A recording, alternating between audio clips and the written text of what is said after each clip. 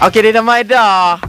Si cantik manis menggoda hati. Siapa yang cantik? Siapa manis? Mak Jemat lah. Tak payah Mak Jemat tak payah jawab macam tu. Sekatilah. Oh, okey dah, tak apalah. Mak Jemat ni. Ya, saya. Bulan puasa pun pakai-pakai macam ni Mak Jemat kan?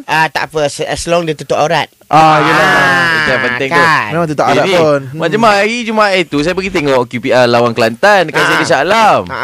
Saya tak nampak lah kain uniform Encik Mat. Okay, first of all, Aha. Mak Jemat nampak tak? Nampak Mak Jemat? Kat mana? Nampak dekat bahagian-bahagian media Mak Jemat. Okey, itu gambar je kan lekat kan? Gambar je lah. Mak Jemat tak ada. Tak ada, memang tak ada pun.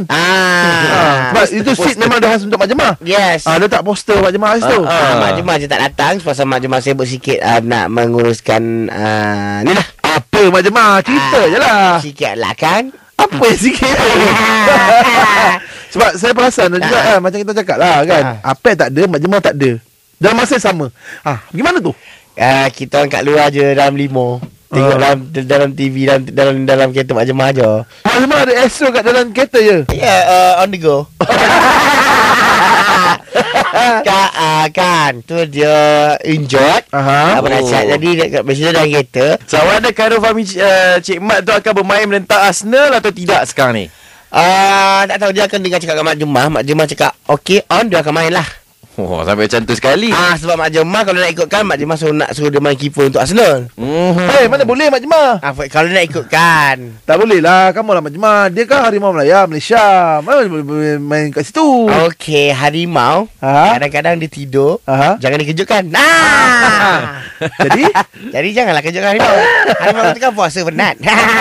Kan. Okey, sebenarnya Mak Jemat bawa Khairul Fahmi Encik Mat, kita pergi shopping je malam tu. Shopping. Nak pergi Angki Jaya. Angki Jaya. Ada sale tingkat 2 kau. Shopping apa Mak Jemat? Shopping apa? Yalah, baju raya orang tempah apa semua. Orang tempah apa hal Mak Jemat kena pergi sana pula? Kita beli kain. Beli 8 ela. Okey Mak Jemat. Khairul Fahmi Apek pakai baju warna apa tahun ni?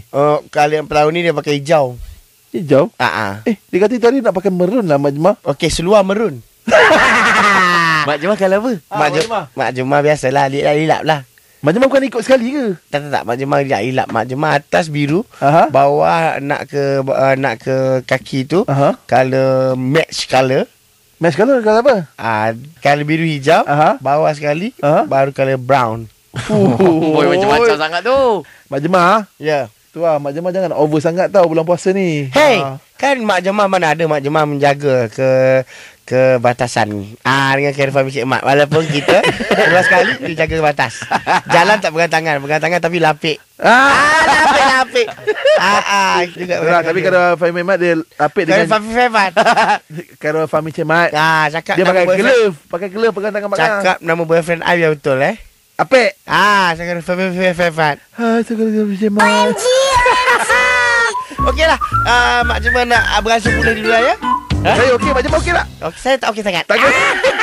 Okey, bye Mak Jemat. Okey, bye you all. Jangan diri baik-baik. Kita nak teruskan lagi sekejap lagi cerita pasal petang Era pula. Teruskan bersama Era, kini hanya memainkan music hit yang terbaik.